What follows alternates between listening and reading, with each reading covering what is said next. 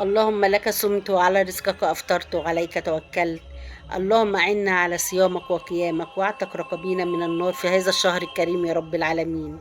ده يا جماعة أذان المغرب، وكان ساعة الفطار كنا عاملين طبق الرز الريزو دوت مع حتة اللحمة الستيك بالصوص بتاعها بشوربة الكريمة. ودي بقى اللحمة بتاعتي كنت نقعاها يا جماعة هنا هوت في مية بصل ومية طماطم وشوية ملح وفلفل وشوية زعتر، وسيبيهم مش اقل من 3 4 ساعات منقوعين في التلاجة.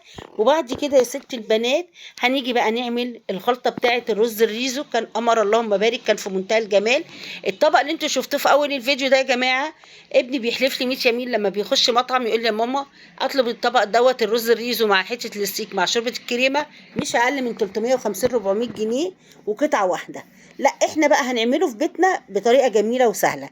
هنا يا جماعه حطيت اللهم صل وسلم وبارك على سيدنا محمد. يلا يا ستي البنات سمعيني الصلاة على الرسول في الكومنتات. حطيت كاتشب وعليه صويا صوص ومعلقة عسل أبيض وبهاريها بكل البهارات، حبة ملح وفلفل وكمون وكزبرة وسبع بهارات. وبعد كده هتحطي معلقة توم باودر ومعلقة بصل باودر أهو، ده الكزبرة. وهنزل بقى بالثوم البودر والبصل البودر. وايه ده يا زوزو، ده يا قلبي زوزو، الخلطة اللي هنرميها على الرز الريزو اللي بتوديه في مكان تاني اهو. وهنا دي توم باودر وهنا معلقة البصل البودر. وبعد كده هنقلب الخلطبيطة دي في بعض يا جماعة، نعمل الحاجة اللي ولادنا بيحبوها في البيت وبطريقة نظيفة وهتعجبهم جدا. بصراحة كان الشيف أحمد ابني كان واقف معايا هو اللي كان بيساعدني ويقول لي لا أنا باكل كذا وبعمل كذا. فربنا يا رب يسعدهم يا رب ويهنيهم. هنا بقى قطعت بصله رفيعه حطيت عليها معلقه سكر، وطبعا قبل السكر كنت نازله بمعلقه سمنه ومعلقه زيت. وقلبي لحد ما السكر بتاعك يخش ان هو يتكرمل كده. ودي خطوه مهمه جدا علشان تلاقي اللون بتاع الرز يا جماعه بيبقى تحفه. او ابتدى يتكرمل قلبي قلبي. وبعد كده يا ست البنات معايا بابريكا وكركم وحبه ماجي، انزلي بيهم على الرز او على الخلطه بتاعه الرز وقلبي. وطبعا انا غاسله الرز بتاعي وسيبته يتصفى كويس جدا وحضرته ورحت نازله بيه على الخلطه ديت، خلطه البصل. بعد كده يا ست البنات سمعيني بس الصلاة على الرسول في الكومنتات، وكل سنة وانتم طيبين، ينعاد عليا وعليكم بألف خير يا رب. ده كان فطارنا في النهاردة في يوم رمضان، خامس يوم رمضان. وقلبي بقى خلطة الرز الرهيبة ديت يا جماعة. وبعد كده هوت انا مش عارفه املك بصراحه عشان كان الموبايل في ايد وبقلب بالايد التانية فالحله كانت بتتزحلق. وهنا هوت بقى هروح نازله بالخلطه اللي انا كنت محضراها للرز الريزو يا جماعه، الكاتشب مع العسل مع الصويا صوص اهو. وهقلب بقى كل الخلطبيطه دي ببعض. وبعد كده هروح نازله بص الحله عماله تتزحلق، انزل بشويه الميه بتاعتي اهو. بس اشوح الرز شويه كده اهو. طبعا انا مش هحط اي بهارات، انا حاطه كل البهارات في الخلطه اللي انا رميتها دي يا جماعه. واروح نازله بميه بقى كده اهو، والميه تكون اعلى من الرز بتاع عقله كده يا جماعه. وطبعا حسب المقدار اللي انت بتعمليه، كل واحد عارفه هي بتعمل مقدار ايه. وهنا بقى بعد ما خلصت الميه اهو، ده منظر الرز بقى. هقلبه كويس جدا وانزل بس بشويه الملح واقلبيه كويس جدا يا ست البنات. وبعد كده هوت هغطيه واسيبه يتشرب. وبعد ما يتشرب هحط الشريطه تحتيه علشان ما يتلسعش منك اهو. خلاص. تعالوا بقى للحمه بقى الجميله، هنزلت بمعلقه سمنه واحط كمان حبه زيت اهو. انا سايبه بس المعلقه تفك كل السمنه اللي فيها كده اهو. واروح نازله بحبه زيت كمان اهو، بنزل كل السمنه اللي في المعلقه.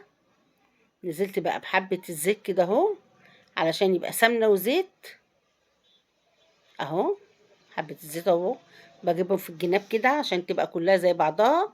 وسيبيها تسخن جدا، انا عايزه اسمع اللحمه تعمل تش وهي نازله كده اهو علشان تقفلي المسام بتاعتها اهو. اللحمة كانت خطيرة يا جماعة، وأكلة بسيطة وسهلة وما فيهاش أي افتكاسات. وبدل ما أولادنا يروحوا ياكلوها بره إحنا بنعمل كل حاجة في البيت. إحنا فينا عقل وراس ونعمل زي ما بيعملوا الناس زي ما بيقولوا. اللحمة بتاعتي أهي 4 حتت ستيك على قدنا كل واحد قطعة، ما شاء الله القطعة كانت كبيرة. وهنزل بيها بقى لما الزيت بتاعي أو الزيت والسمنة يسخنوا جدا.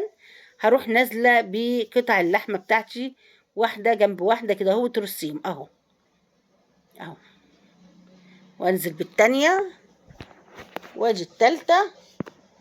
قلت استنى بقى على الرابعة شوية كده لما دول لان كانت الجريل صغير ما كفاش. طبعا اللحمة عارفين بتتكش سيكة كده لما بنعملها. قلت لما تستوي شوية اروح متخلاهم وحاطة الرابعة. وتعملي ايه يا زوزو بقى؟ بصي يا قلبي زوزو، من على الوش كده اهو هقطع كام فص توم اهو، نصين كده وارميهم عليها، وشم الريحة بقى. ولا التوم ده لما بيستوي ويتهرس ويتحمر في السمنة بيبقى ريحته خطيرة. وشوية زعتر على وش اللحمة كده اهو اهو. اللهم بارك، تحفة تحفة يا جماعة. وشم الروايح وادعيلي. ورحت مغطية عليهم بالغطا علشان البخار اللي يطلع يسوي اللحمة. ووطي خالص بقى، احنا بنعلي في الأول بعد كده بنوطي خالص. وده الرز يا جماعة بعد ما المية بتاعته اتشربت كان اللهم بارك في منتهى الجمال. لو حسيت ان عايز مية زوديه، مش عايز خلاص. اهو مفلفل في منتهى الجمال. وبعد كده هوت هنعمل ايه يا ست البنات؟ هنرجع للحمة بتاعتنا تاني وهنشوفها ونبتدي نقلبها. اهو انا حاطة ده جنب ده. ابتدي بقى امسك المسكه بتاعتي كده واروح قلبه اللحمه بتاعتي اهو. انا موطيه خالص بقى هنا اهو يا جماعه. مش قادره اقول لكم ريحه عامله ازاي، وطعم قطعه اللحمه كانت تحفه يا جماعه. وهغطي عليها علشان بخارها يسويها منها فيها. وطي عليها وسيبيها. طيب بصوا بقى هنا المنظر يا جماعه اهو. هنا كانت دخلت في السوا بسم الله ما شاء الله اللهم بارك، كانت في منتهى الجمال. الصوص بقى اللي شفتوه في الاول، السمنه والثوم اللي فات دوت، رحت جايبه معلقه دقيق وشوحتها، وبعد كده نازله بكوبايه ميه ادى الصوص البني الغامق ده كان طعمه حكايه. ورش حبه ملح وفلفل اسود بس مش اكتر ولا اقل. حطيه بقى على اللحمه كده اهو. الصوص بتاع اللحمه خطير يا جماعه، بس انا ما صورتلكوش المقطع ده، قلت اقول لكم عليه وخلاص عشان الفيديو بتاعي ما يطولش. وهنا الرز كان برضو بسم الله ما شاء الله خلاص استوى. وهنا بقى كان احلى طبق اللهم بارك غرفناه، لحمه اللي سيك مع الصوص اللي انا قلت لكم عليه مع شوربه الكريمه. والسلام عليكم ورحمه الله.